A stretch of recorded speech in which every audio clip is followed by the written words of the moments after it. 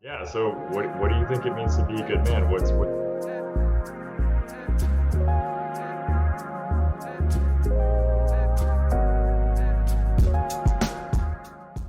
Um, so I guess with that, the patriarchal dividend is all about essentially there's I think it's kind of something you see a lot on I remember when I was like in middle school, when you first get interested in women, kind of like, late elementary school, middle school, and you look up.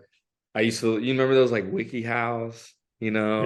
Yeah. Yeah, you just look up, how do you talk to a girl? How do you do that? And a lot of times it's like you could like copy and paste like 20 different content creators videos, and it usually boils down to one thing, like, or not one thing, like a couple themes, like, you know be confident, or looking a certain way, having a certain charm, saying things a certain way, listening to certain things she's saying, and then behaving in ways that she may value, right?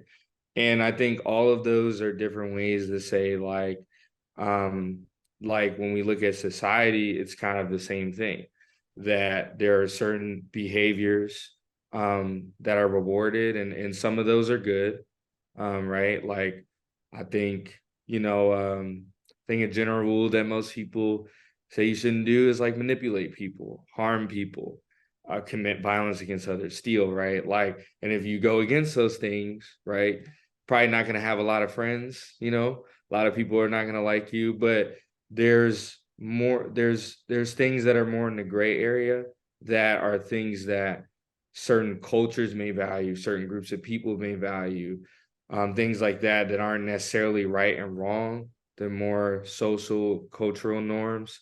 Um, so I think with that being said, the patriarchal dividend is just that, but it has to do with patriarchy, and that men have set the standard that these things are to be valued amongst men and women in society. And it kind of varies from culture to culture, but largely it's the same.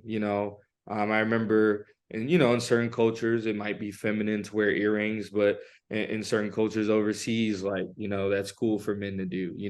So it varies some, but the overarching theme is that people with a lot of money, and talking about men here, people, men with a lot of financial resources, men usually, that kind of adhere to a more of a Eurocentric beauty standards, muscular men, men that, you know, um, a lot of women want, um, men that, I think I said muscular, but I guess pretty much just physically fit, men Hmm. that are ambitious and not just ambitious, it's also certain careers.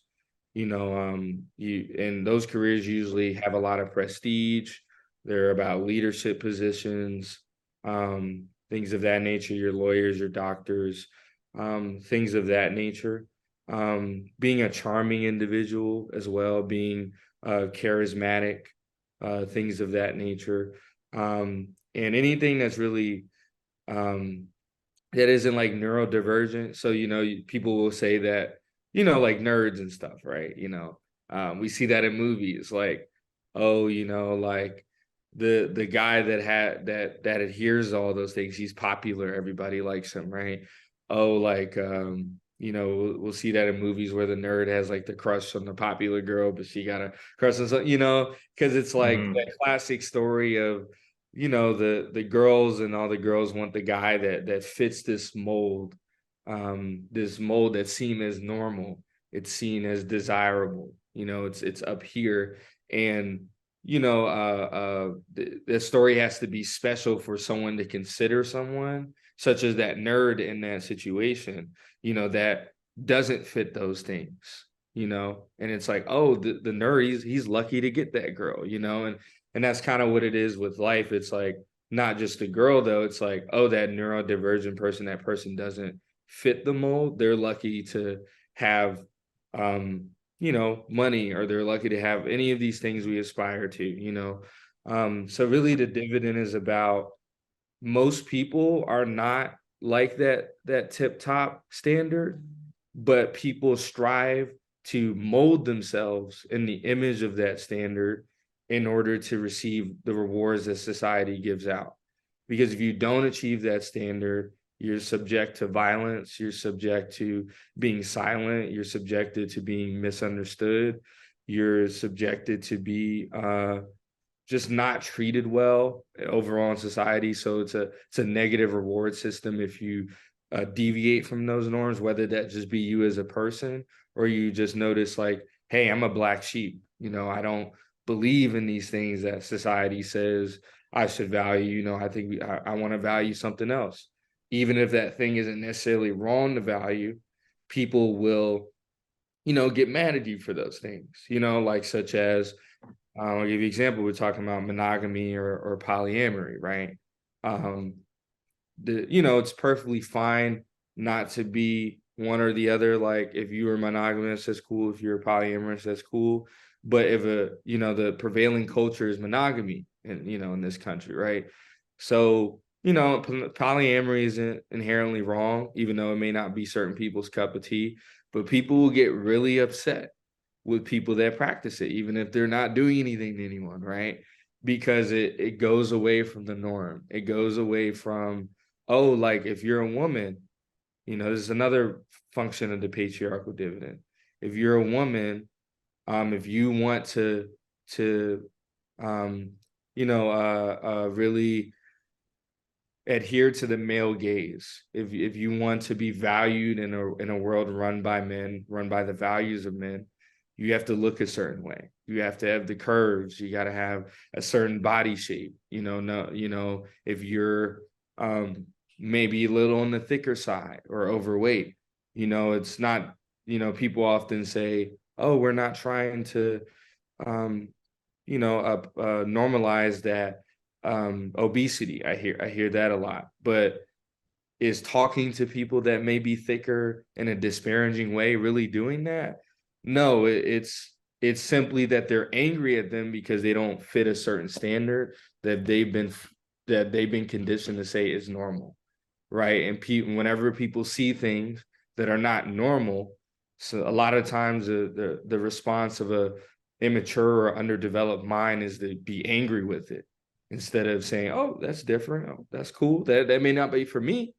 But instead, in order to meet that patriarchal dividend, to be respected by men, to be maybe subjected to less violence or vitriol from men, or even women sometimes, you have to act a certain way. They call it acting feminine. If you are a woman that is a boss, you own your own business, you're a leader, you do all these things. Men and women that subscribe to the patriarchal dividend will get very angry at those people. Oh, you're acting like a man. You're masculine. No, your career is not going to keep you company when you're 60. We hear all of those things because they're not doing anything wrong, but they're the black sheep. They're not what typically society says a woman should be or do. So people get angry about that. So it's all about, there's a certain way society is structured that says these things are okay and these things are not. And people often mold themselves into the things that are normalized so that they can receive the benefits of society. Oh, I want to get married, so like, let me go kill myself in the gym. It's not because I want to be healthy. It's not because I want to look good for myself, but it's because the patriarchal dividend told me I'll get something from this. One is healthy, one is not. Because people should always be pushed to, oh yeah, go to the gym, be healthy, eat right. But it should be for you. It shouldn't be so that you can go to your job and your boss thinks you look good. And there's studies that show that women that look a certain way, they get, or even men, if you're taller, you look a certain way, you get more opportunities. That's all part of the dividend.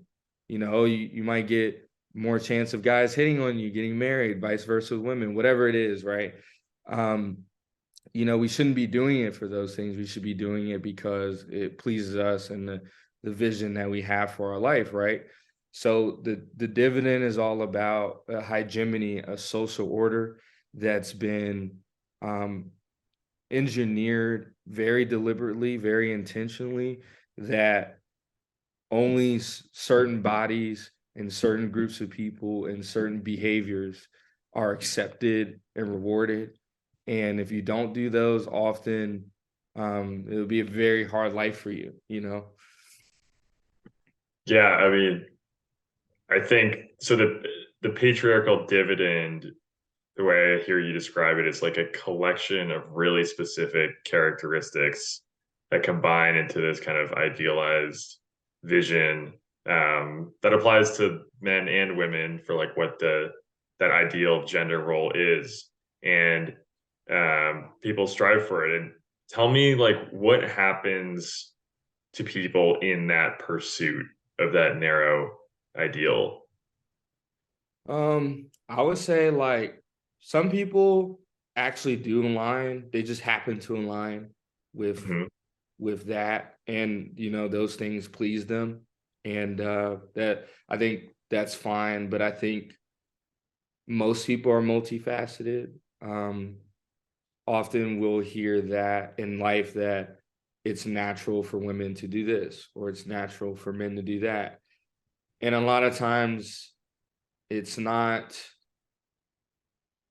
it's not it's not natural because yes, are we men and women, but we're also people, and people have varied interests, ideas, things like that. And most of the time, it's their experience that informs them, and not the fact that they're a man or woman, um, outside of their experiences and how their identity affects their experiences. So it's kind of like if you look at male and female dogs, right? Do male and female dogs act drastically different? Usually not. Usually a dog will act different because it is a different dog. Like some dogs are quiet, some dogs bark all the time, but that has nothing to do with if they're male or female. And usually a dog is different because of its experiences. Has something happened to the dog? Has it been trained or something? Things like that, like things that actually have happened over the course of the dog's life. But we often see in many animals outside of like mating behavior or taking care of offspring, things of that nature, that there's not a big difference in the behavior of men and women. Besides, I think like since men have testosterone, um, I think we're inherently more aggressive, more violent even, a lot of times. So I think women, since they don't have that testosterone and they don't have the physical stature, um, they I think women have evolved to be more, um, have to kind of acquire things, or have to move in society in a way where they have to use their personality or their words or maybe their looks to get by. Um, but outside of that, I don't think biology has a huge part to play. And I just say all that to say that um, a lot of times, be the way that the patriarchal dividend affects us is that because people put so much on the fact that this person is a certain gender or sex, that they have to act in a certain way. And the fact is that most people are raised in various different manners, and that just doesn't work for most people. So then people end up finding their identity in the patriarchal dividend. And because identity is such a powerful tool, when other people have the courage to step out of that, um, there's this violent and often very aggressive push against that, because Mhm. people are like, oh, if this stuff isn't true, what does that mean for my identity? Like, who am I? And when you Mhm. start making people question that, people get very averse to that, you know. So it just creates a society that is where your identity is so woven into those ideas. Any other identities or any other ideas get, even if they're not necessarily wrong and should be debated, get harshly criticized and squashed and often violently opposed. And it just leads to a society where what we're seeing now, I mean, we have a massive mental health crisis. Um, we have in the past, people had to fight and die for their right to live in ways that the patriarchy or the dividend didn't respect. We see that with the women's suffrage movement. We see that with the civil rights movement. We see that with the industrial revolution and the child rights and the labor rights movement. Um, you know, things of that nature, or even outside of suffrage, just women's rights in general, like women being seen as more than just what they are to their husband. You know, that all of those movements are all due to some type of dividend in society, whether it be, and it's mostly related to patriarchy. Sexism is related to patriarchy. White supremacy is related to patriarchy.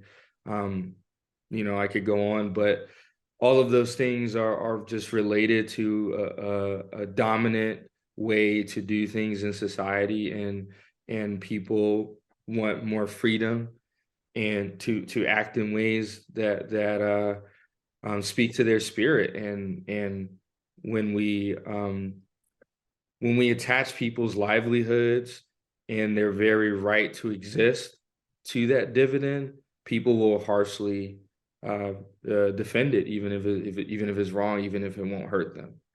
You know. Hmm. So Yeah, I think it's very worth asking the question, um, like why does anyone feel fear over someone that's different? It doesn't affect us at all. And I think you put it really nicely when by explaining that when your identity is tied in so much up in your gender expression, that someone else existing outside of that kind of forces you to look at yourself, your identity independent of it. And a lot of people may not have cultivated that, right? Because they've anchored so much to what dividends the patriarchy repays for certain qualities that they just kind of anchor onto those things. And it is really tempting, right? Where if you perform in a certain way and get a reward from society, you like lean further into it.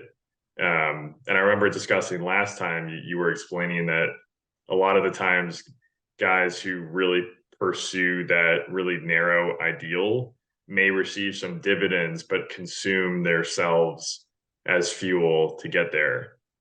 And mm, that image really stuck with me, because it doesn't deny some of the benefits that are repaid, but you're consuming yourself, your individuality, as the fuel in which to get there, which I think is a super powerful image. oh yeah, definitely, man. I think you hit it. You spot on. That was spot on. The the other thing that you brought up was that um, it's not only men who can enforce that kind of set patriarchal dividend.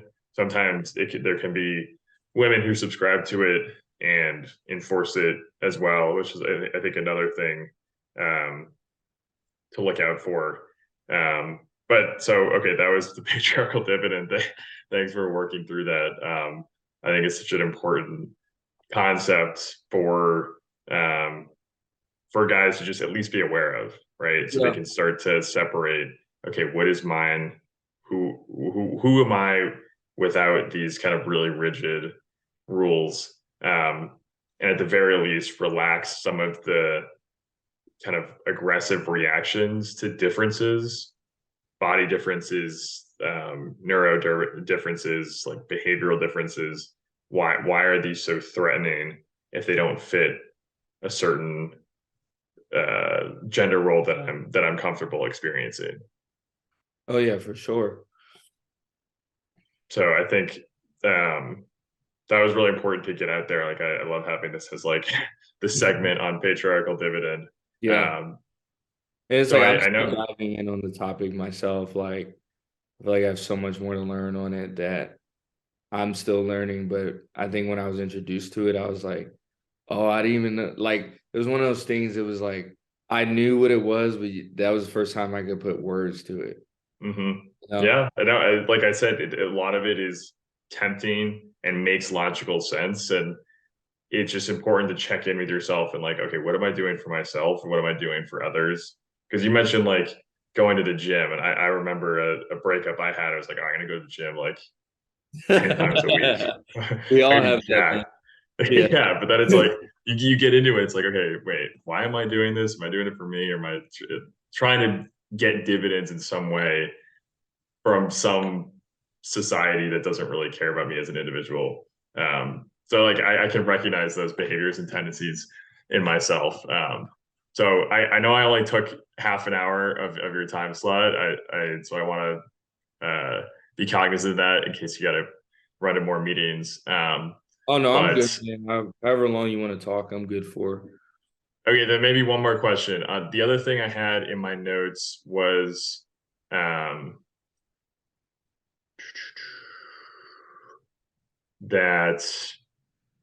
that men and women always.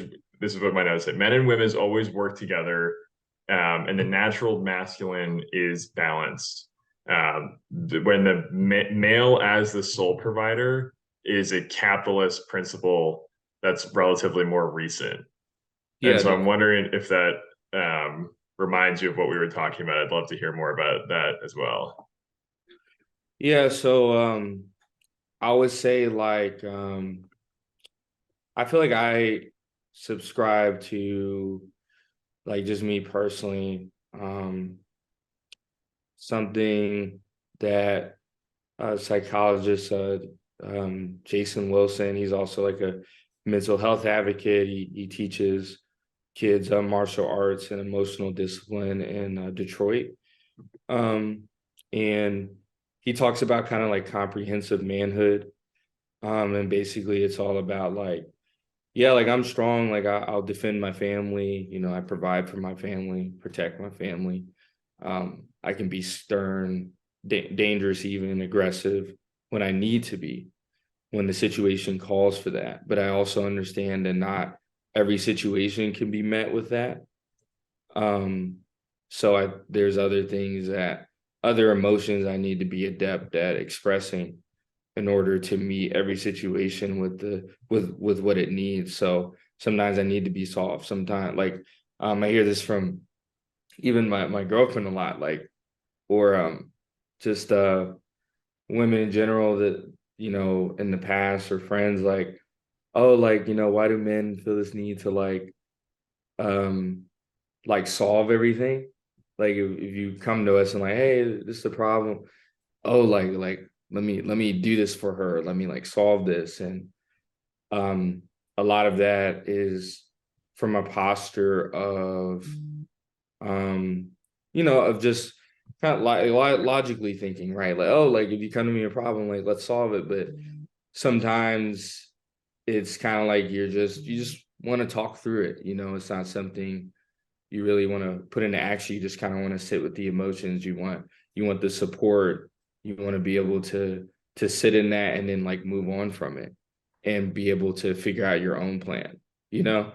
Um, so I think I think that's just like empathy. That's about like being able to hold space for emotions and receive them. And comprehensive man, it is just about like as a man, you should be able to do those things just as well as the aggression, or the Mm-hmm. sternness, or the leadership, the charisma, right? Mm-hmm. So I think I think that's I think those are big things having to do with it.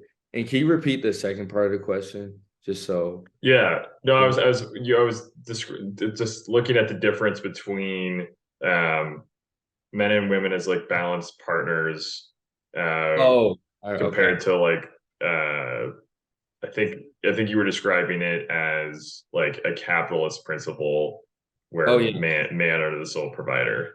But I Yeah. love like the new vocab. Like I think words are and language are really important for giving voice to these concepts, and something like comprehensive manhood makes so much sense because it's not denigrating aggression or apologizing for masculine traits. It's just saying those aren't the perfect tools for every single situation. And so Right. being a comprehensive man and okay, this situation calls for just listening. I can't fix this problem with brute force. Right. This needs some sensitivity and some motion.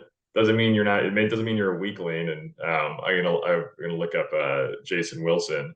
Um, but I love that because it makes so much sense, right? And you can really get the gist of it with the just with that language, comprehensive manhood. It's not Yeah. you're not a one trick pony. You can Yeah. apply yourself in different situations. So I love just adding new vocab to describe these things because it is hard to like talk through it, right? Just having the right words for it.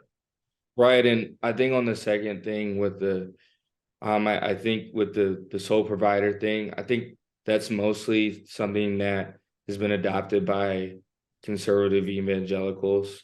And it's just proliferated throughout society because Christianity has been the dominant religion. It still is to a certain extent. I'm a Christian myself, but for me, when I looked in, when I would read the Bible, even on my own time, I'd be like, I just didn't know where some of these ideas came from because it's not even in there.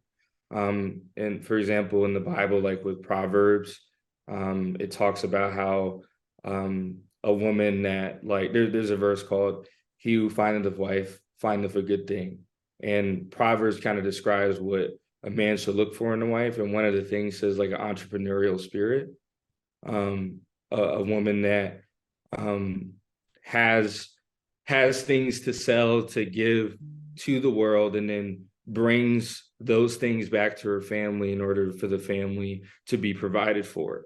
It doesn't say the word provide in particular, but it just talks about a woman going out in the world, following her purpose, and bringing those things back to the family.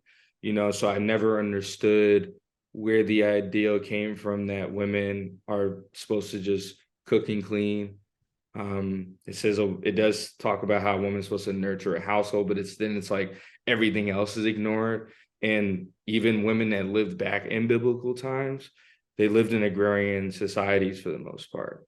Um, a lot of the culture around that didn't come about until like the erasure of how women helped build the early church, and how a woman in the Bible called Mary Magdalene, who isn't mentioned that much, she was Jesus's closest confidant. She was told things that many of the male disciples were never told. Women were instrumental in providing charity work and supporting the church financially and with their physical labor. I mean, women in the early world, if you even use it from a biblical standpoint, we're killing it, to put it quite frankly. So they weren't people that just took care of the kids, be quiet, and cook. That was never a thing. That has all come with patriarchy, and that has all come with this capitalist idea that women don't belong in the workplace. They provide competition and a danger to men because a woman is can tempt the man into doing all of those things, and there's no Mm-hmm. responsibility put on the men for that, right? So it ends that idea, especially in America. um, and there was other societies, like Victorian England, that was very patriarchal, but most of it was due to, at least in America, the Industrial Revolution, where because Native American cultures weren't like that, and the Industrial Revolution, in the early parts of it, it had kids and women working in factories along with men. And when new cities started developing, those three groups were all working together. And, people back then were saying like, oh, like we want women and children out of the workplace for their safety. But really it was just a concerted movement to, under the guise of that, to make men the sole breadwinners, to have men the only ones working, so they could bring home the money and things like that. So there would be no competition for men in the workplace. And we even see that, I forget what world war it was, but when a lot of men had to go off to war, and then they would have the women working in factories, or black people work in factories, or other minorities, children. And then when they come back, there was a really hard fought effort to get women back out of the workplace. And it was this anger with it. And it's like, if you look back in history, why would you, if you want a woman and children to be safe, and go back to the homes, that's not something you do with anger. The anger came from, they're taking my job, taking my livelihood, my sense of identity. And that's what the jobs were to a lot of men. So largely during the Industrial Revolution, that we saw that shift across the world, and especially in the United States, where men became the sole breadwinner. So really, and I hear a lot of conservatives say like, oh no, like, they tricked women into going back in the workplace so they can create a better tax base. And it's like, no, that can be easily disproved just by the fact that, when we look at this issue, if you don't have any financial freedom, if somebody is mistreating you, doing something to you, you simply don't have the financial freedom to be a citizen in this country, with their own agency. And I think women deserve that. And the only way you can get that is by working, by being able to provide for yourself and your family. It's kind of a strange phenomenon, because like when we hear like, oh, this is an effort to create a bigger tax base, and it's like, I don't I don't I don't even know how to begin to Debunk look at that. that. Huh? Yeah, to like take that apart. Yeah, I don't even know how to begin to address that, but mostly all I know is that in order to be a full citizen in society, you have to be able to provide for yourself. Relying on anyone in any circumstance as your sustenance is a mistake. And if you are, you should be trying to get out of that. If you have to, that should be a last resort, and you should be trying to get out of that situation as soon as possible. And it's strange because often we hear like, oh, this is a woman's role, right? And say a woman stays at home with the kids while the man builds his career, and say they get a divorce, right? A lot of men will be upset that, oh, you're taking all this money, your child support, alimony. What? I can't believe you would do this. And it's like, well, that's what happens when you do that, because the fact that you were able to build your career while having kids to the extent you were able to is because you had someone at home taking care of the business of the home. So now you owe that person. So you got to break the bank for them. So, and that's how it's all about a dividend system, because when the rewards run out, you see the vitriol. So instead of like, oh, like, thank you for taking care of my kids, like it didn't work out between us, of course you deserve this money.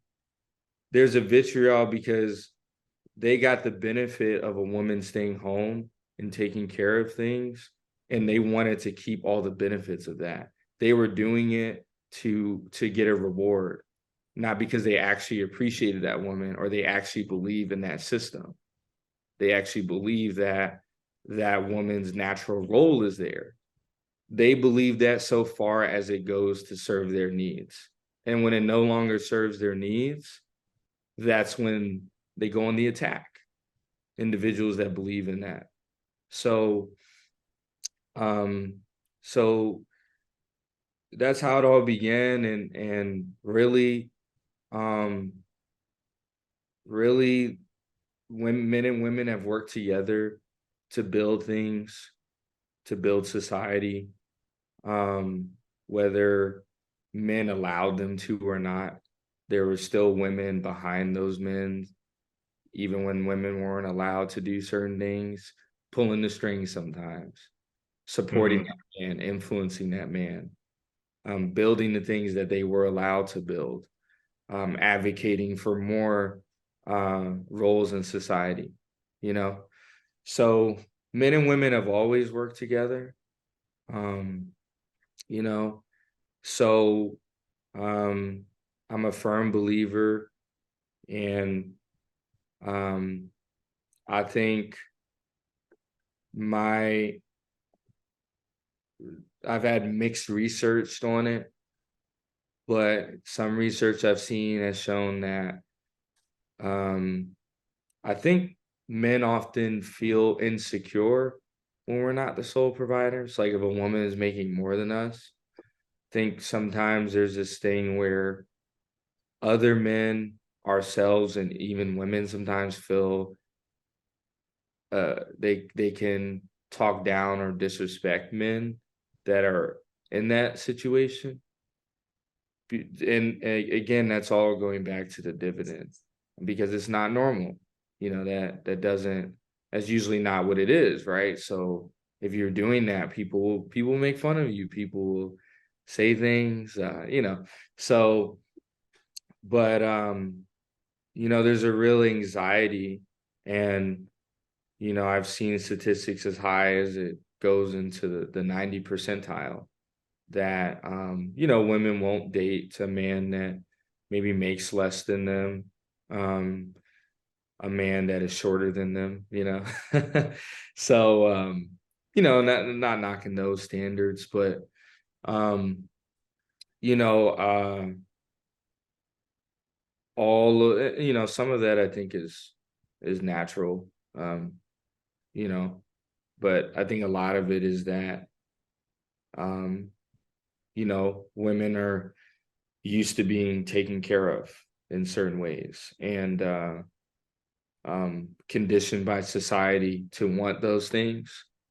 Um, and I think that's all good and fine, but again, it's just about examining where that comes from. And it men and it ties back to identity. Men are really scared of being attacked for that, because that is very woven into our identity. If you can't provide, you're worthless. If you can't Mm-hmm. protect, you're worthless. If you get your girl stolen, people won't be mad at the girl, but they'll make fun of you, Mm-hmm. if you, and that goes into the protecting category, if you can't do those things, you're seen as worthless. So people will go so far as to say, oh yeah, I don't want my woman to work, or I don't want her to make more than me, because if they do, they're so afraid of that identity being stripped from them, their worth being stripped from them. And they're afraid that the other person will subscribe to that same ideology and then use that against them. And that's where the whole concept of, oh, can't tell a woman anything, you just gotta tell your boys because she'll use it against you. That's true to a certain extent, because women have been conditioned to believe in this stuff too. But a lot of them have unpacked it more than we have, that's for sure. So, but there's still a lot of women that believe in that stuff. So a lot of them will, oh, if you're vulnerable, you that might happen to you, but like we talked about last time, how to handle that. But um Yeah, at the end of the day, capitalism is the prevailing economic model, um, and it it functions and it proliferates by making people base their worth and their personality on their career and how much money they make. Um, and it's the same way in relation to the sexual marketplace because capitalism is all about markets. Where have you ever noticed that, like, women that, or even men that, again, look a certain way according to the beauty standards, everyone thinks they look good. They might have the curves, they might have the face. Those people have a certain way of acting, or they don't have a lot going on up here because they've never had to get by on developing what goes on up here because people give them a certain prestige. Like, there's studies where people will think you're nicer just because you look good. Doesn't have anything what you Hmm. say or do. They'll just think that because you look a certain way, you look good to them. So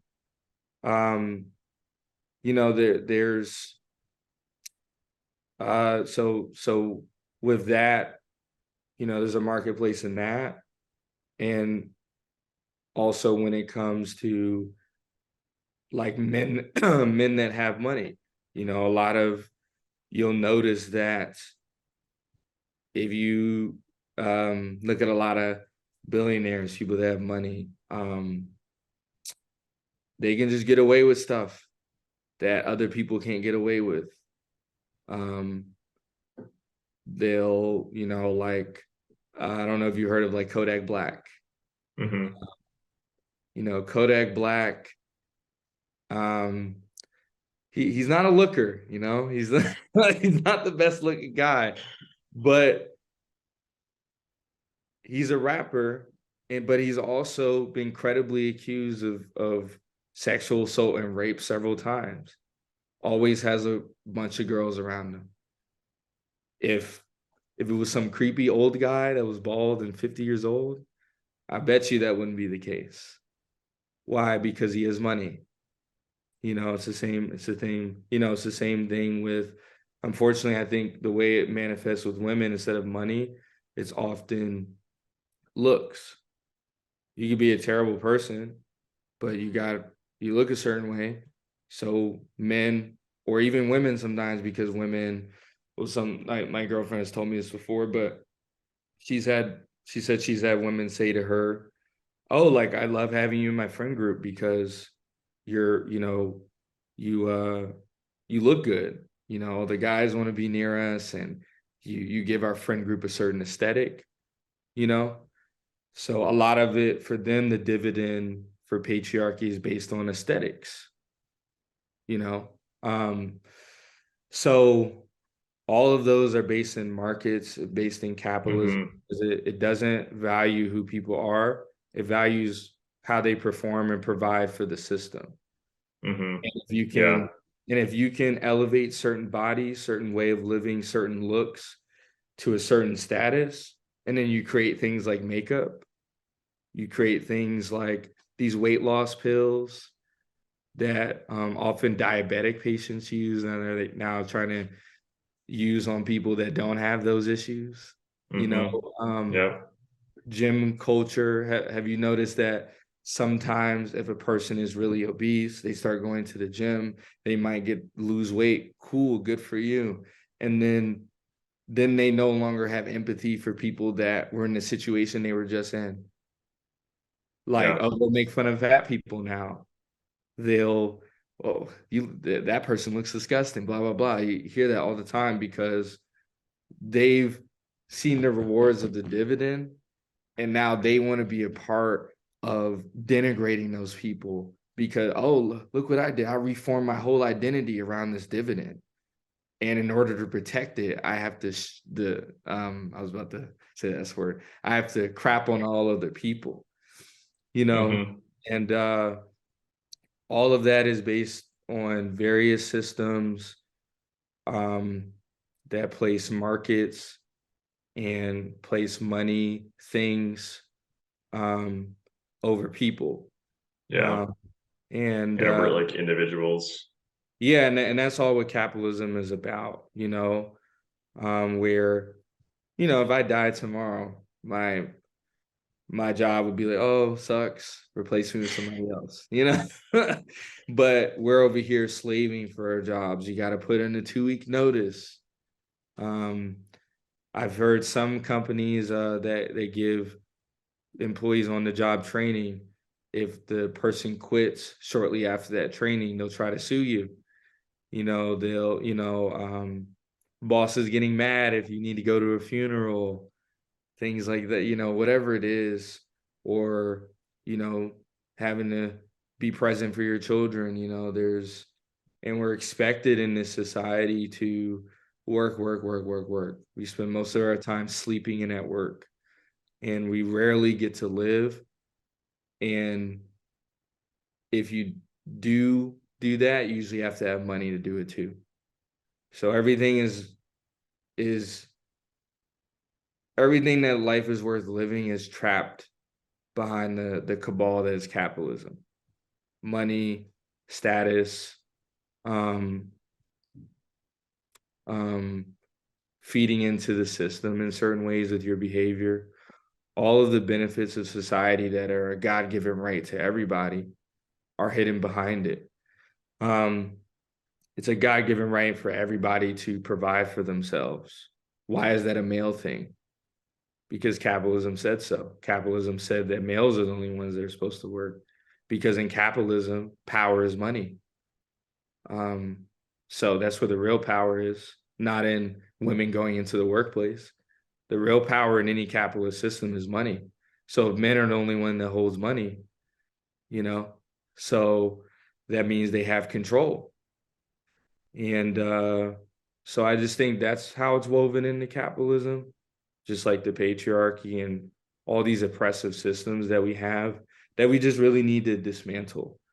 Um, at the end of the day, we're all human beings that have our own unique personalities, and we should be able to act how we see fit, even if other people wouldn't act like that, or you're not hurting anyone, you know? Hmm. Uh, I think that's what it is, point blank, period. Yeah. No, I think a lot of things could be solved. Like a lot of people's gripes are with like systemic marketplaces. And if because people really want to be seen as individuals and loved as individuals without contorting themselves into different versions of themselves that don't feel authentic. But when marketplaces reward you for fitting a certain mold, whether it's career with money or like dating marketplaces, dating apps rewarding like a top percentile for a certain look, that you don't feel rewarded for individual intricacies, and that kind of wars against your entire identity, right? Because like even if you do gain dividends after changing yourself into something else, it doesn't really feel like yourself winning it, right? It's kind of like winning it for someone else because you kind of change yourself to fit into an attractive commodity in some marketplace, career, school, dating, and it doesn't feel good. It's kind of like a empty bite into ashes kind of win, right? Like if I contort myself in a bunch of different shapes and end up looking like something that doesn't really feel like me, but it's getting dividends, I think that would ring hollow in the end. And so I think just kind of identifying like you did to like keep an eye out for these kind of big systems, these big marketplaces that don't really see you for who you are, and kind of zero in on the people, the communities, the friends, the family that really see you and accept you. And that's kind of where happiness resides, and not in seeking some validation where you'd have to change yourself to get it. Oh yeah, definitely. And I think I think a reason why we're seeing so much mental health problems now is because of like social media. Like even when these systems were present, you weren't in the past, we weren't seeing this level of like mental illness and mental Hmm. degradation. Um, And a lot of it is because like you're constantly bombarded with how you're not good enough Yeah. on a daily basis. And Hmm. the market is so much more sinister, intentional, and widespread. This market that makes these influences. So like if you don't fit the beauty standard, and then like, oh, you're constantly bombarded by like, oh, this model or this person posted this um this Photoshop picture, or sometimes you don't even know if it's Photoshop, but like post this picture, or this makeup did this, like look, they airbrush the photo, they do this to it, and you're constantly reminded how inadequate you are, especially as a woman, I think. And and that's how a lot of these industries, some people think it's art, but for the most part it is an industry Yeah. to um like a makeup for the perceived flaws of your body. Yeah, or the Um, fat loss, or like the hair loss, yeah, supplements. I saw a video yesterday of a guy who had like a year-long recovery for lengthening surgery to add like 5 inches to his height. I mean, there's really extreme lengths to yeah, fit the standard. yes, exactly. And all these industries are created off of insecurity. Hmm. So, um, I think there's a healthy way to engage in them, but they're not designed to be engaged with in a healthy manner. Social media is not designed to be engaged with in a healthy manner.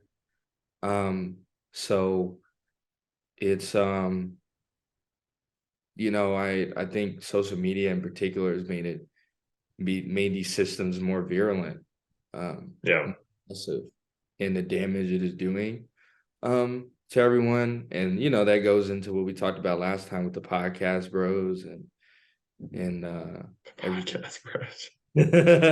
Yeah, like all the podcast guys, and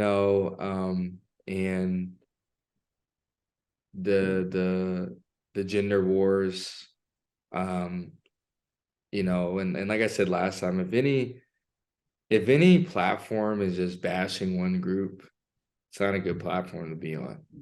If any Yeah. platform is teaching you how to get women, it's not a platform to be on. How to get Yeah. men, it's not a platform to be on. Hmm. Um, all you have to do is work on yourself. How can I be a good person? I'm not trying to Yeah. get anybody. I'm not trying to get anything. I'm just trying Yeah. to be a person. And Yeah. go. It's self-improvement, not for the payment of dividends. Yeah, I'm not Is doing like that. the Right. I'm not yeah, doing this so I can be married. I'm doing it because I can be a good person, and good people have good marriages. You know what I'm hmm, saying? So, um, anything that talks about that, for anyone, I don't know if you're going to post this, but for anyone that listens to this, you should just always, something I learned is you always just be focused on being a good person. Do I hold space for other people's emotions? Do I refrain from getting defensive when I'm faced with criticism? Do I, when nobody's watching, do the right thing? Do I adhere to my core values? Do I stand up for myself and the vulnerable? Um, do I examine where my ideas come from and see if a good person and the person I want to be would believe these things? Are my ideas backed up by evidence? Or do I just feel them? Because feelings can be guided by a lot of things. Sometimes feelings are valid, sometimes they're guided by insecurity, they're guided by malice, prejudice, they're guided by something somebody told you that you haven't deconstructed. All of those things, my opinion, if you go through the process of those things, you'll find yourself not even like, why am I engaging with this content? hmm, Why am I yeah, watching this? Why am I like, healthy people don't have those conversations?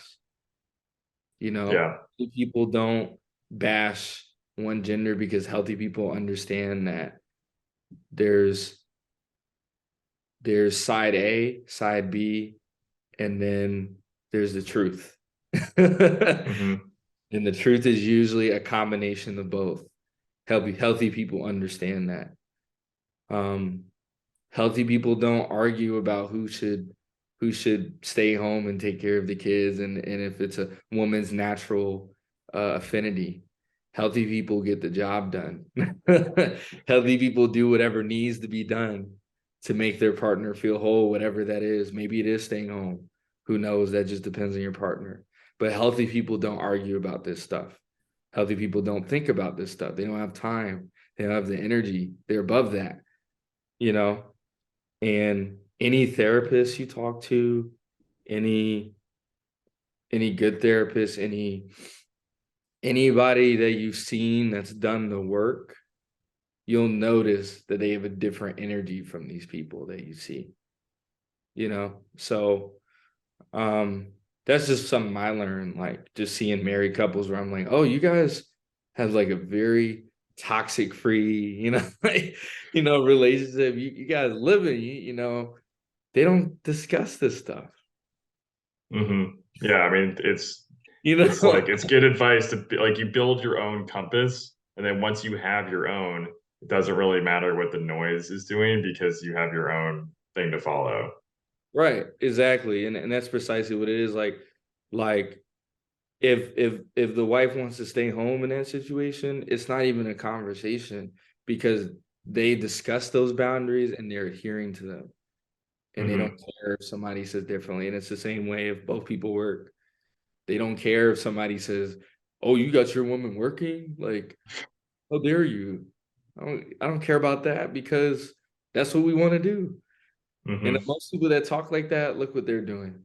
Most people that are angry to that degree, they don't have fulfilling relationships. That's why they have so much time to talk about other people's and what's right Mm-hmm. and what's wrong, you know? Yeah.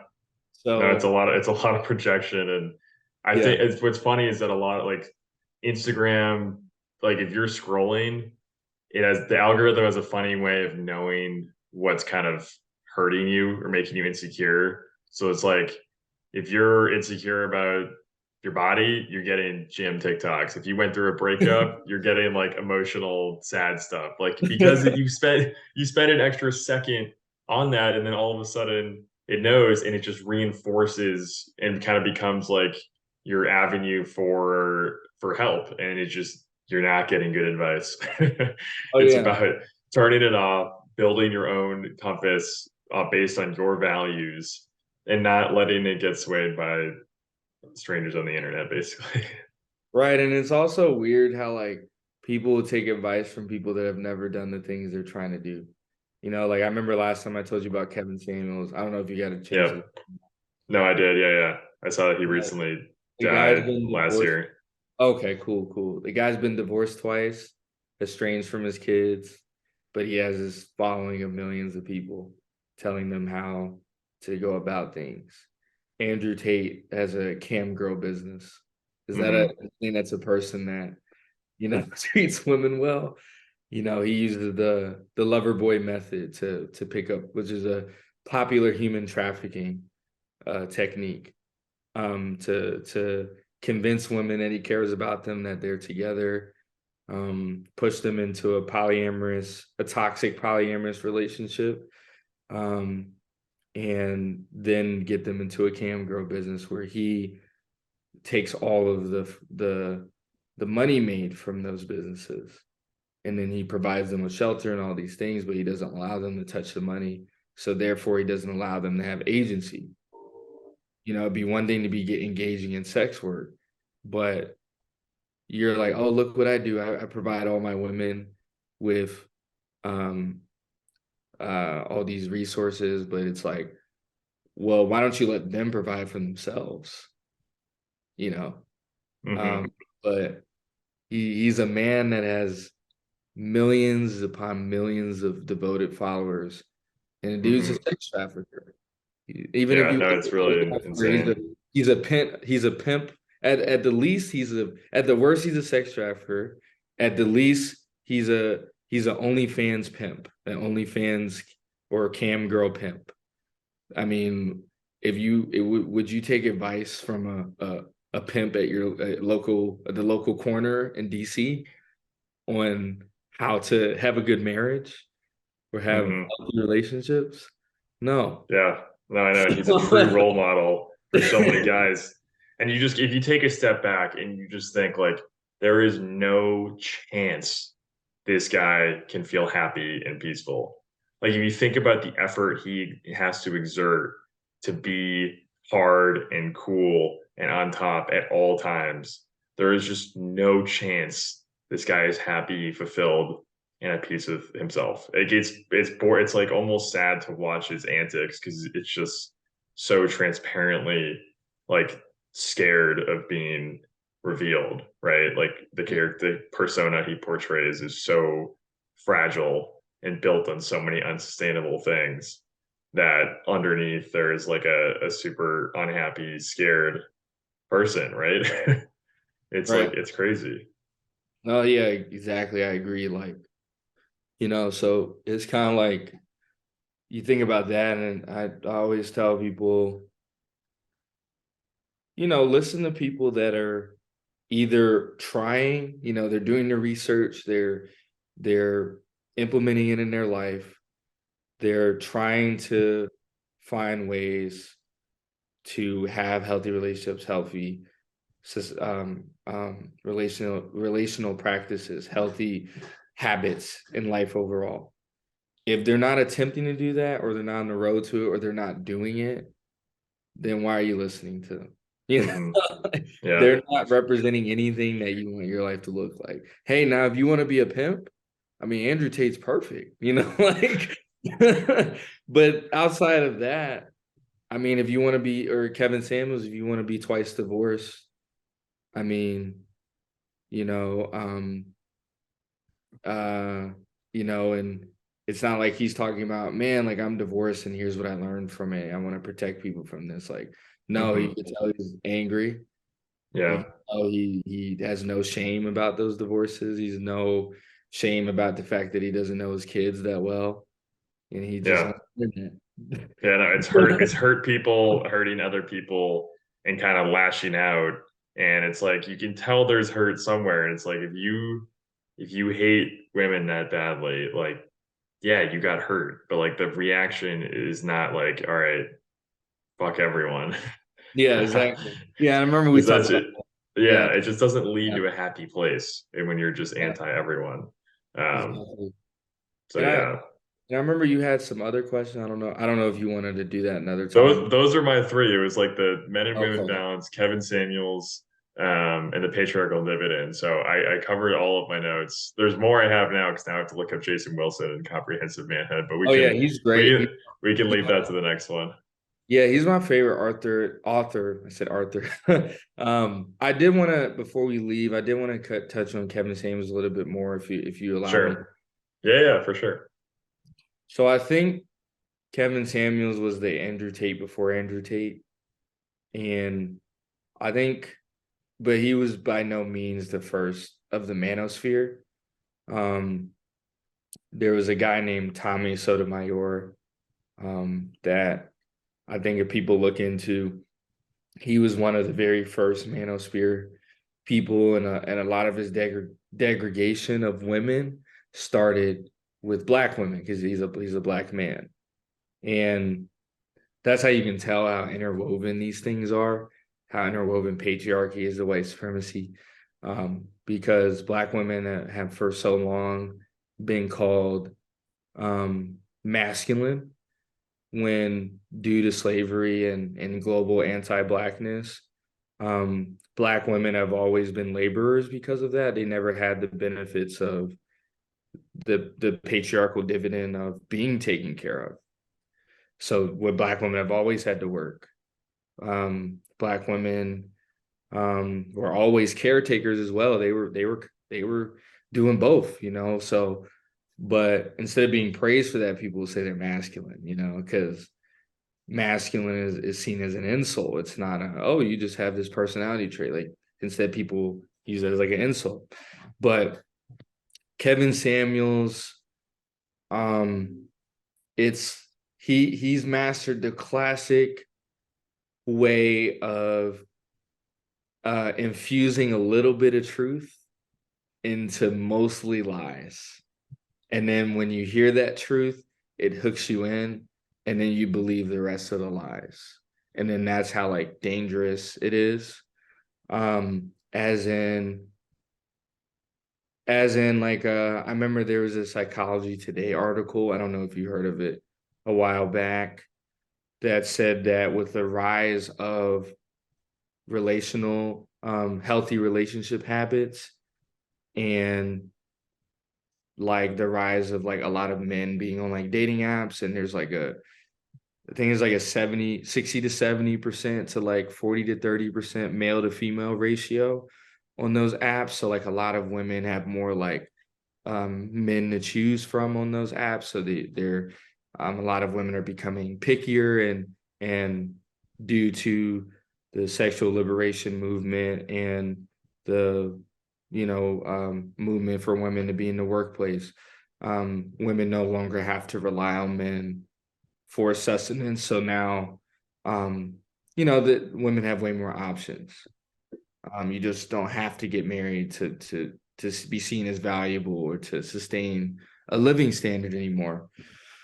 So there was an article saying with the rise of those things, except for the financial things I mentioned, but the dating app statistics, all that, like the rise of the healthy relational habits and the dating app statistics, that it's really fueling the incel movement around the world.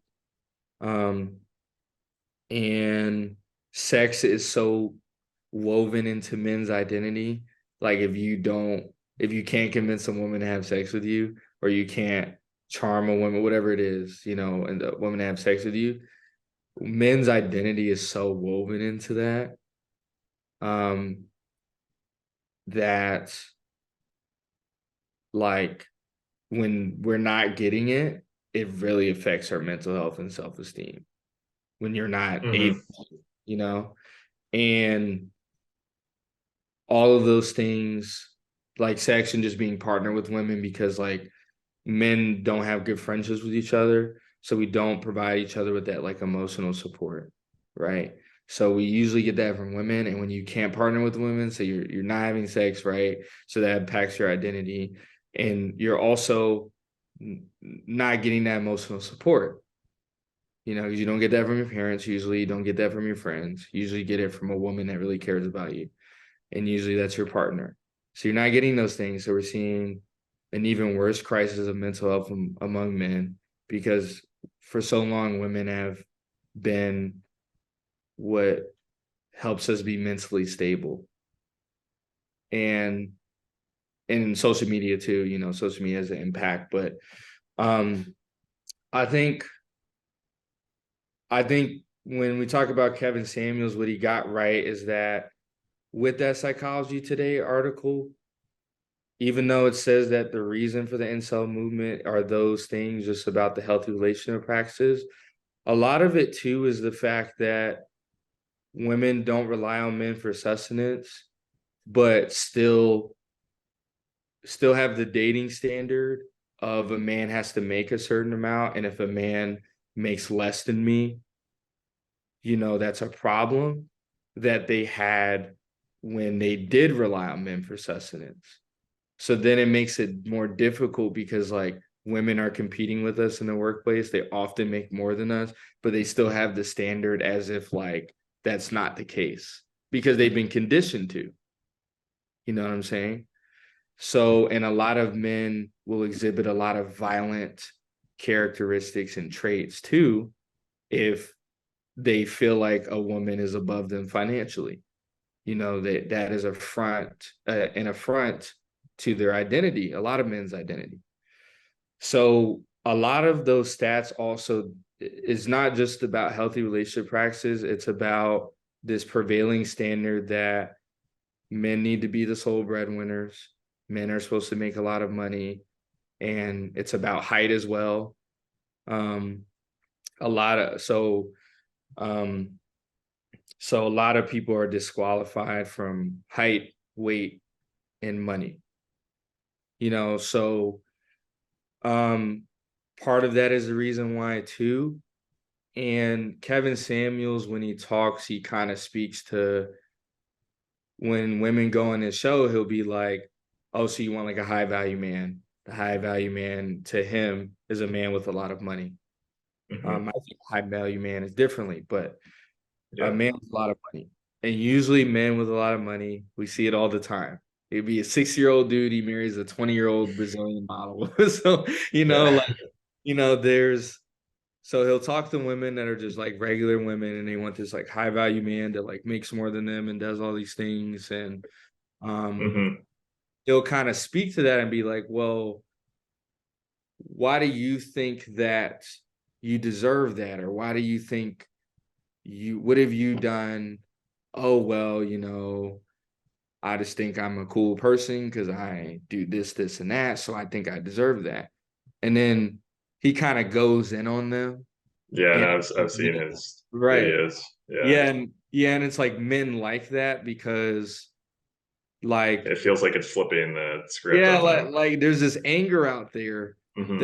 I'm not being chosen as a man because I'm being held to this patriarchal dividend. So when I see Hmm. women being put down for that, it excites me. Yeah. No, I So totally get it, and it right. like feels better in the moment for like an angry guy, but it's just more anger. Because yes, like usually men of that stature, unless a woman kind of meets a man when he's getting his start, like you see that, like have you ever noticed with like I'll give you an example, like NFL players, right? Like Hmm. you ever notice like when they get into the league, they're like already married, like most of the time. Hmm. Hmm. Like a lot of them get married like very early. And or they have girlfriends, you know. And so Josh Allen. so often women that may not meet that patriarchal dividend perfectly, you'll sometimes see them partnered with men that Hmm. are of high value because I've reached it later. yeah, because they were with them early, Hmm. when they was just coming up. Usually that doesn't Hmm. happen when um usually it can, but it usually doesn't happen when a man has already established himself. When a man has already established himself, he's going to date a certain woman that's in a certain tax bracket. You know what I'm saying? He's going to want a woman that meets that patriarchal dividend more often than not because they've climbed the ladder of patriarchy. So they want a woman that matches that often. So um so he's right in that. And if those women are seeking that, he's right in explaining that. But the way he does it is like, oh, like he likens women to cars a lot. Hmm. Oh, like you're older, so you have mileage on you. A man doesn't want to be with a woman that has had a lot of different relationships because then she is going to be less submissive to him and things of that nature. And Hmm. it's like, as a woman, what are you supposed to do? Not age, not be in relationships, not how are you supposed to get married if you're never in a relationship? Like, you Hmm. you have to fail in life to succeed, and sometimes that means fail relationships. But instead of holding space for that very real phenomenon, or even just explaining it in like a way that shows some class, he is he's very violent and very aggressive with his rhetoric. Hmm. He feeds in the tropes about women's body counts, mileage on women. But at the same time, if you've been in a relationship with a lot of women as a man, the same thing would, by the same logic, that would happen to you. You're bitter and you feel a certain type of way because you've been with a lot of, you may not be Hmm. faithful to your partner because, and this is something I've experienced personally where not to be not faithful thing, just want to make sure people know that, but just the whole like you've had sexual experiences. So like you've had sexual experiences. So like those things are in your mind, right? So when you're partnering with someone, there might be intrusive thoughts that come up, or thoughts of the past where you're like, oh, like I'm doing this with my girlfriend, but she don't do it like this other girl I had once upon a time, you know? Hmm. Oh, like they used to be doing X, Y, and Z, you know? And you start thinking like that. And that's a very real thing a lot of men deal with, like in marriages, and women deal with that too, you know, like those are normal human things. That's not a gender thing. So then to like hold women accountable as if like that's something particular to them and is just a normal part of like life, like it's very sinister and predatory, because the only people that don't have those experiences are young people, people that are in high school, middle school, just got out of college, in college. So you're encouraging grown men to date, then that has a history of doing that, because before the current laws we have now, and in recent human history, and even in some countries now, children get married off all the time, little girls to old men they're in 30s, 20s, 30s, 40s, 50s, 60s, 70s, even these young high school girls, or impressionable girls that are, you know, in college, or they're in their early 20s, mid 20s. um it encourages men to, like, technically it's legal if it's they're over 18, right? But it's Hmm. posture, and it's the ideology that the younger the better. You know what I'm saying? Hmm. And that is a sinister ideology. You know what I'm saying? Yeah. So, and the other sinister part of it is encouraging women to be virgins, to, not explore themselves sexually, to um, do those things, not for maybe a religious practice, or maybe because that's what speaks to them most, but to be appealing to the male gaze. And when you have a woman that hasn't experienced much life, because she hasn't explored herself sexually, she hasn't explored herself relationally with other people, she's a virgin, she's all these things, right? She's more impressionable, even though she's a grown adult. And that is the whole circle of exploitation that man, when he says those things, is doing. So, with that being said, it's kind of like, again, the truth is that yes, a lot of men that are in that tax bracket, that's what they do. So if you want that, if you're a certain age, you do certain things, it's probably off limits to you. But at the same time, that's exactly the type of system we need to be fighting. People should date people their own age, unless it's like a special circumstance. Like, you shouldn't have a pattern of dating young women.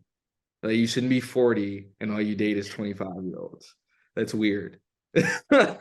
Now, if it just so happens like you're 40 and you end up dating a 28-year-old because like y'all have like a special connection, whatever, right? That happens from time to time. But like, if you're making a pattern, you're weird. That's weird. And you'll hear it in how they talk. Yeah. Usually it's about, oh, they're impressionable. It's these things that we just talked about. That's usually Hmm. what they think. Or it's all about sex because they look younger. That means, younger is more attractive, right? So it's all about attraction. It's all about sexual stuff. So it's so, again, there's that little nugget of truth in there. And then there's a nugget of truth here where when we talk about men's and women's preferences, right? So I feel that preferences are demonized across the spectrum. If you say you're a woman and you want a man with money, people will come at you.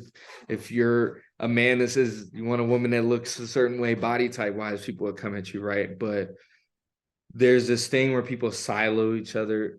into certain sides where if women have a certain standard, women will be like, yeah, let's go.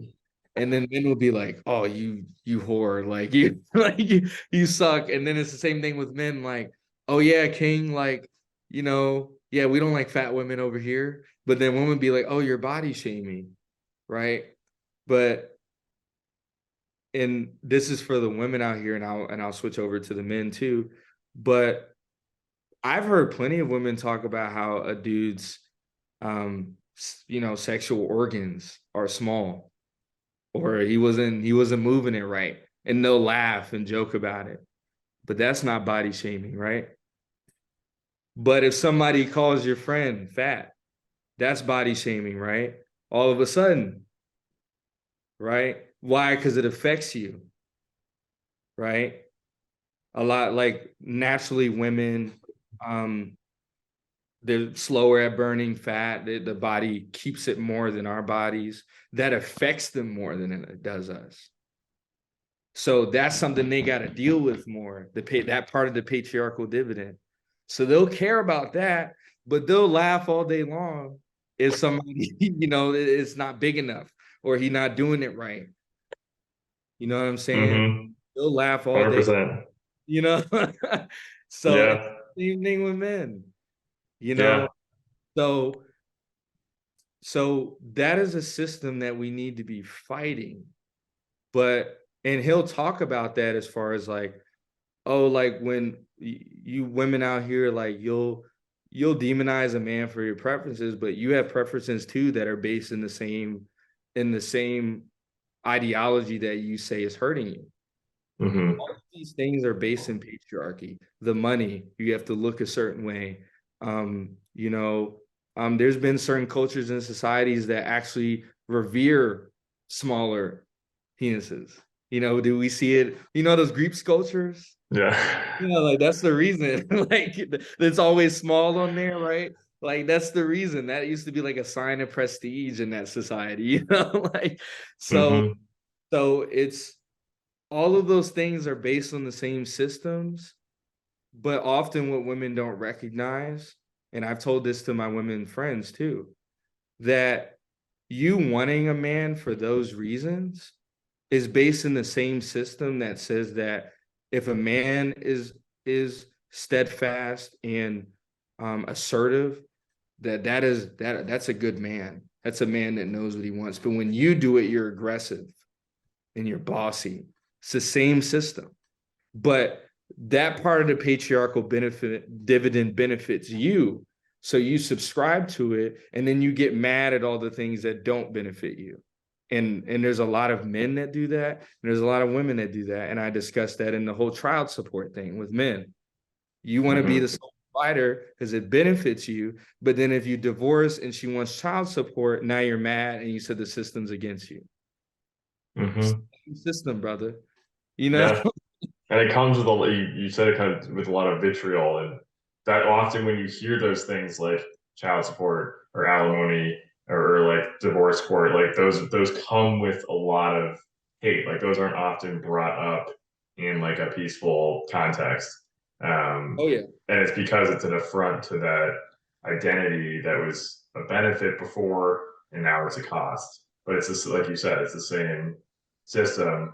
And I think you gave a really balanced breakdown of Kevin Samuels where it's like there is this flip the script notion where yeah, maybe women should be aware of the system in which that they're categorizing and ranking like men of high value, as Kevin Samuels calls it, but it's just the way in which he does it, which is like making fun of people and aggressive and like for clickbait and humor and shock value and like denigrating women is obviously not the way in which it should be done.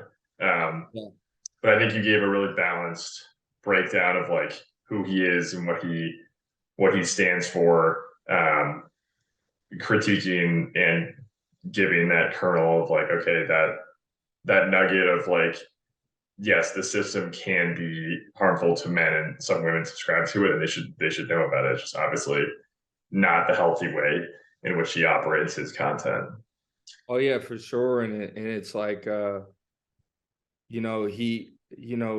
that issue, he talks about that, how like, oh, like you can't demonize men for their preferences and then have your own superficial preferences. Right. So Right. if you want superficial preferences, you have to allow everyone to have that, even if it hurts you, you know? Hmm. And if you don't think people should have that and you recognize the cost of that, then you need to deconstruct your own as well. Yeah. Hmm. Your own superficial preferences. And I feel like that's what I've done in my life. You know what I'm saying? Like I used to feel this like immense pressure to provide, be the sole provider, do all these things. And but then I would do that, right? But then I get upset at women like, oh yeah, you got to pay for my stuff, blah blah blah. And I'm like, oh, she just trying to trick me, she's trying to trick me out, blah blah blah. But when you deconstruct, you realize you're like contributing to it. And Hmm. when I realized that, I was like, I sought out a woman that didn't care about those things. I didn't start demonizing women that do, right? Like, hey, if you want that, that's cool, but you need to accept that other people are going to think about you in a superficial manner as well. Don't Hmm. just say, oh, it's right for me to expect those things, but then when people have ideas from that very same system that you're trying to get benefits from that hurt you, now those are wrong all of a sudden. You have to Hmm. accept everything that comes with that. You know what I'm Yep. saying? So 100%. for me, I was never cool with the things that come from that. So I was like, I'm not going to subscribe to it.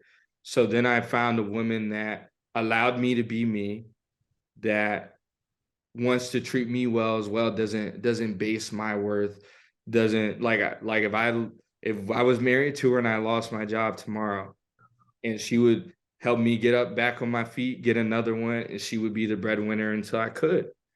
Or if I wanted to quit my job to pursue a business and I wasn't making much money at first, she would be the breadwinner, and she wouldn't rub that in my face. You know what I'm saying? Like, but people that subscribe to that system, that's what they usually do. And I knew I didn't want that.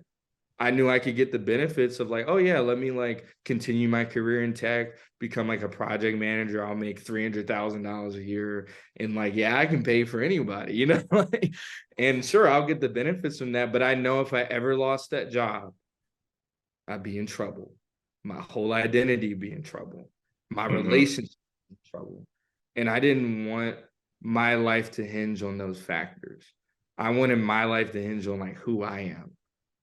You know what I'm saying? So I feel like, but instead of doing that, Kevin Samuels supports that system Yeah. and wants to get more people to act in ways. He'll ask them, "Oh, what's your dress size?"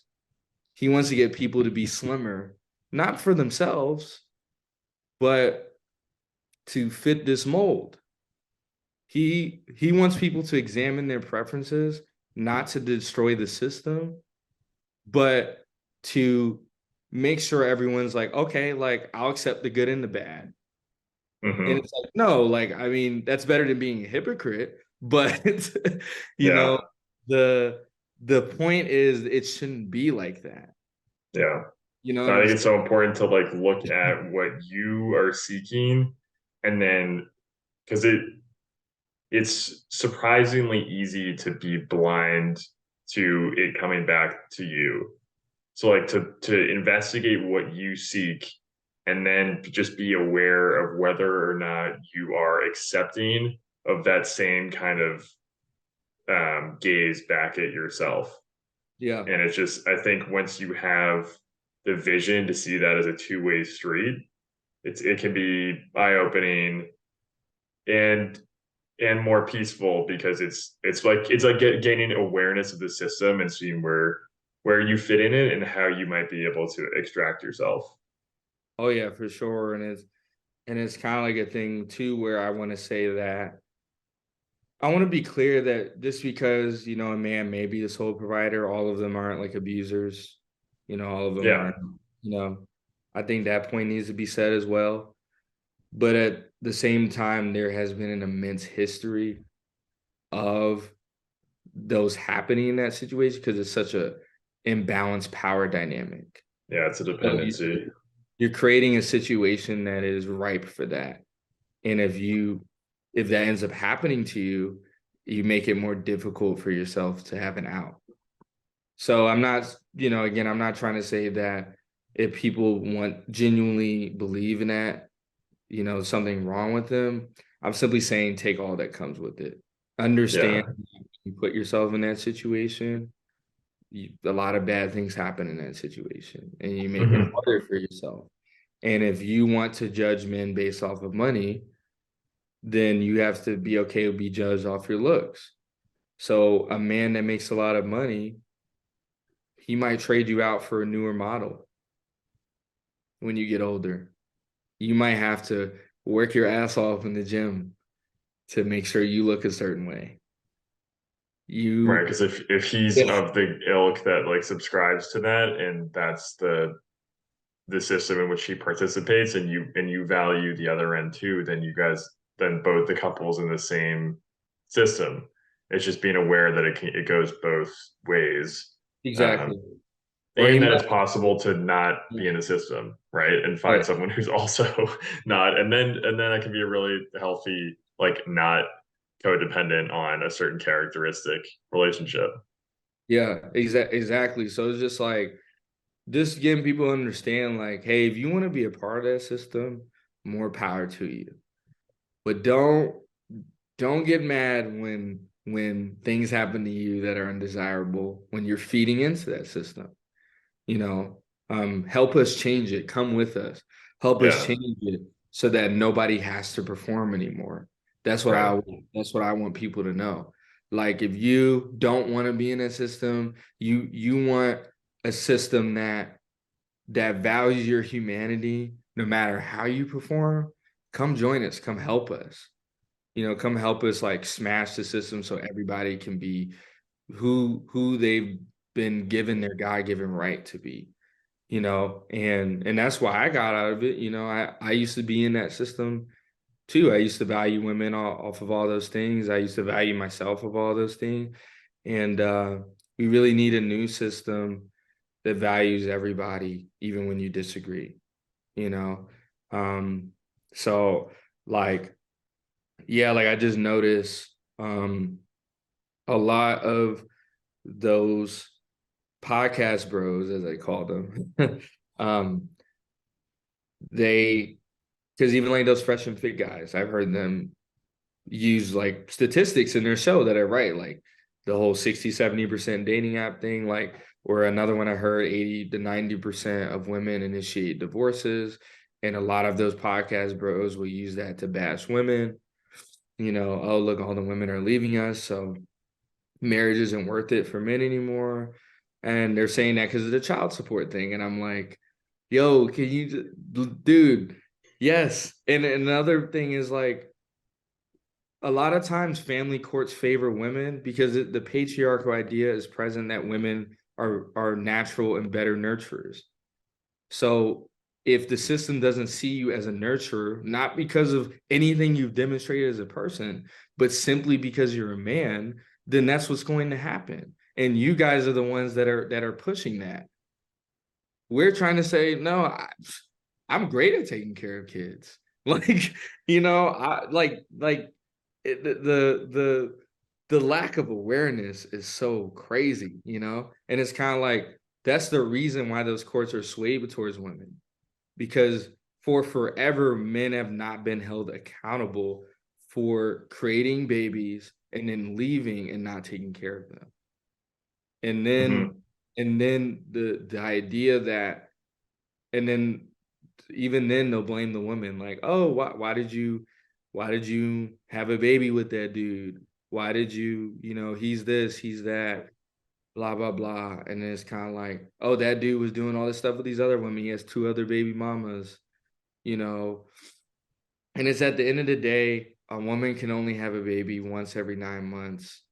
A man can impregnate a woman every day if you wanted to. It's true. So the onus, if we're gonna say we're leaders, we do this, gotta lead. And the reason why the courts are swayed towards women is because of patriarchy. It's a double-edged sword every time. Yeah, it goes both ways. It's just another example. Yeah, like okay, cool. Yeah, men are natural leaders, whatever. Okay. Well, apparently men aren't nurturers either, so that's what's gonna happen, Yeah, you know? yeah, If no, you're totally. abused, if you're abused It, by a woman in a relationship, men will say, "Oh, nobody believes men." Well, that's because you guys said that you're bigger, stronger, and there's no way that a woman could do that to you. Yes, we're bigger and stronger, but women aren't these creatures that are docile and can't do anything. Women can hurt you, just like anybody else, you know. Um, but there's this prevailing feeling that patriarchy has put on society that women are docile, um, soft creatures that can't hurt a fly. yeah, So no, that it's like the things that the patriarchy upholds are always a double-edged sword.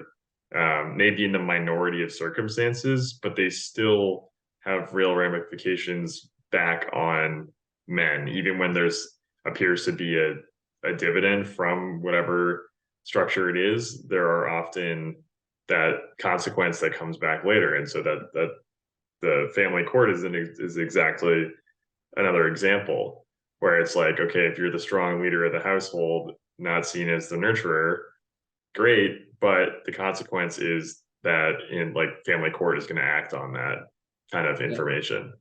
exactly. Um, so yeah, like so it's just like and again, the final point I'll make is that, the reason that men's emotions aren't valued and held space for is because of other men. We proliferated the idea that our emotions don't matter, and then men and women take their cues from that. They've been influenced that, and they'll reinforce that. So all of these, like you just said, everything is a double-edged sword. So that's why often you'll hear in the manosphere spaces, oh, like all these bad things are happening to men. Like, how can we have a patriarchy? And it's because like the control lies with men. Women could all that isn't, and just because you're in control doesn't mean bad things don't happen to you. Because like we said, there's a hegemony, there's a hierarchy. And a lot of people don't meet the hierarchy. So even if you're a man, you're going to experience negative stuff. Um, and you often hear like, well, men have all these suicide rates, and men are majority of victims for violent crime. Most people in jail are men. And I was like, yeah, but all of those things are structured by power systems controlled by men.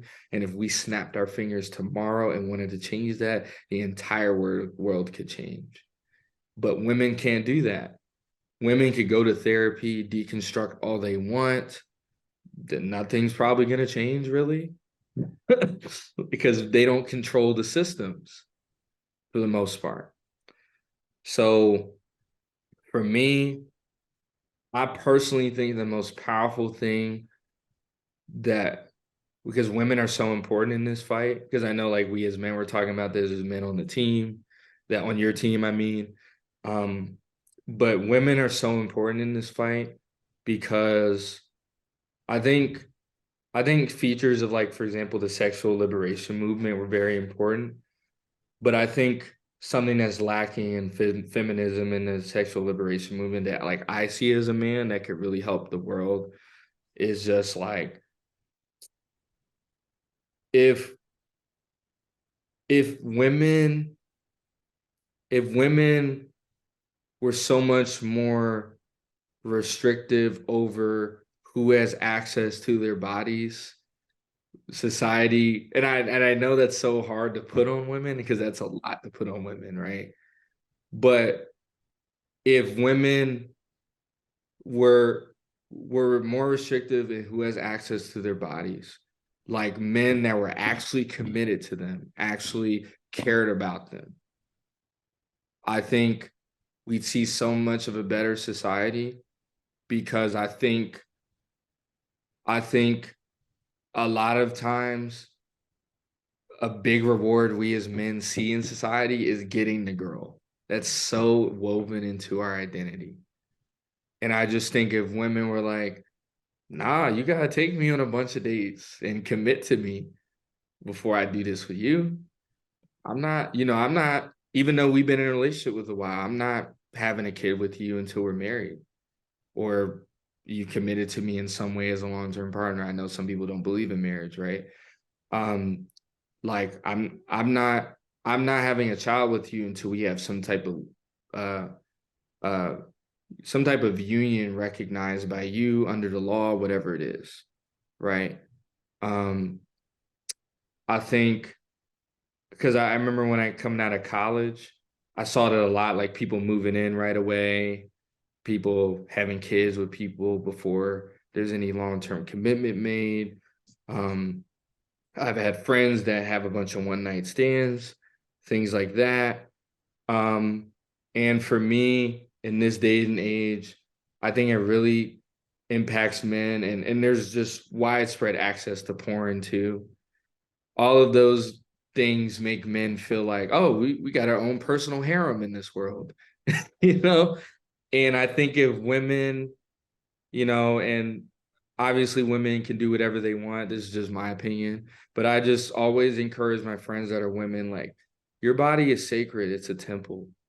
Um, and I really hope women just see that in themselves and really make a man uh really demonstrate the right qualities, really commit to them. Because I think sexual relationships are very intimate, just in my opinion. I know some people may not think that, but I personally just think they're really intimate. And I think the world would be a so much better place if like women took their time with getting to know men. And I think often, even in the world before the modern world, where like a lot of people wait to get married, wait to commit, wait.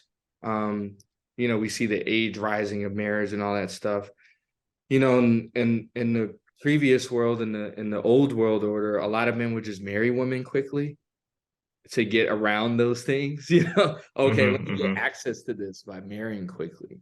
But I think if we combine the modern of like waiting with like, oh, you're gonna you need to commit to me before I do these things with you. And you're not gonna take 6 months to do it either, buddy. It's gonna be 2 to 3 years or something like that. Like, I Hmm. just feel like that would help women so much. Like, even outside of helping men or helping the world, I think that would really, and that would give women a lot of power in our society. Like, because we wouldn't have, like, I think we'd have more children out there with good parents, like a good father. We just like, oh, I had to put in work to get your mother, like, you Yeah. know, Yeah, no, it's interesting to hear you say that, like in alongside the sexual liberation movement, just because it contrasts the kind of freedom, um, the freedom that has grown over the past few and the freedom is decades. good. The freedom is For good. sure. Yeah. It's just, I'm kind of working through, um, like this kind of the structure you laid out, versus that kind of uh, growing freedom and kind of comparing and contrasting them. So I don't know. It's interesting to hear what your thoughts are on that. I think is for my opinion. I think the less connected a man and woman's choice is to something systemic, the better.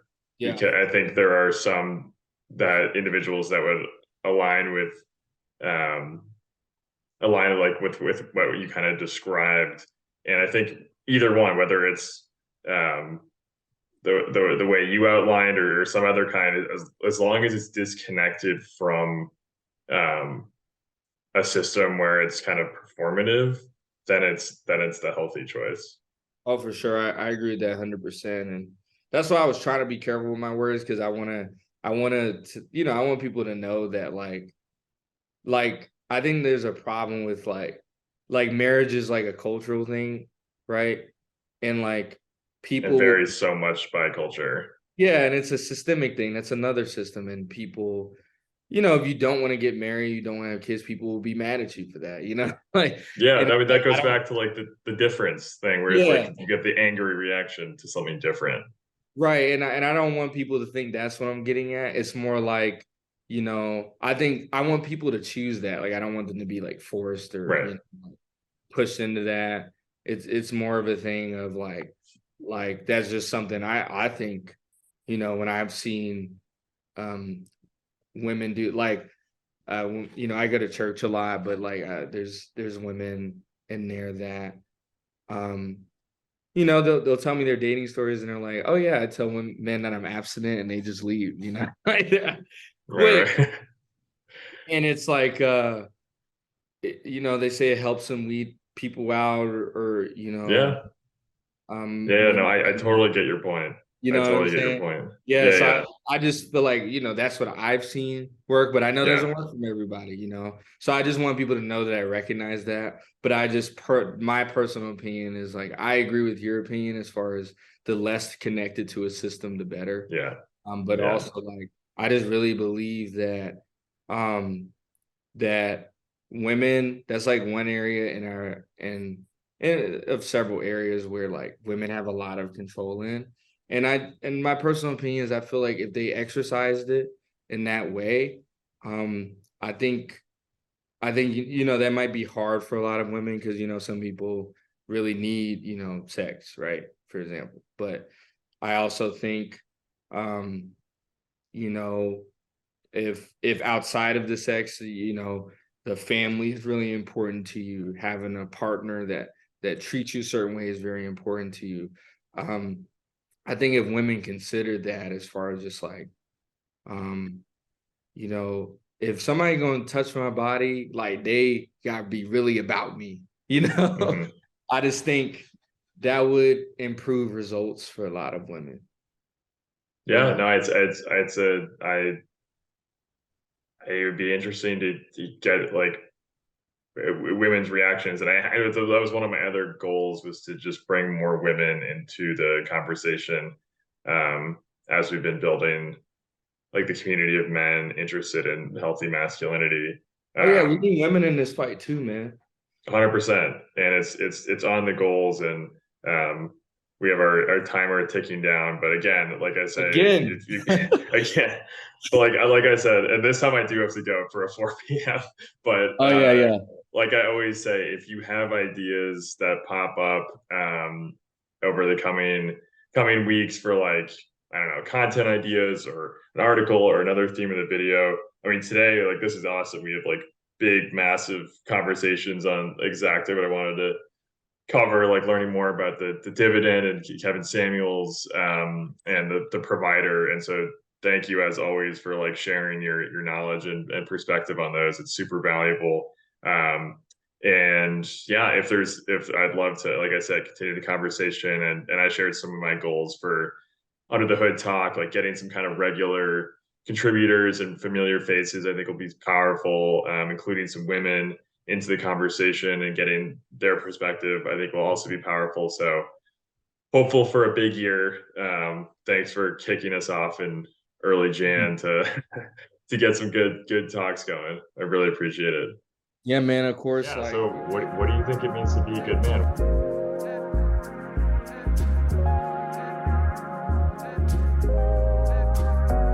I don't think there's a single definition. Things that make up a good man are just things that make up a good person. Someone who's honest, someone who's decent. You're also willing to express yourself in a healthy way, and you're in touch with your emotions as well.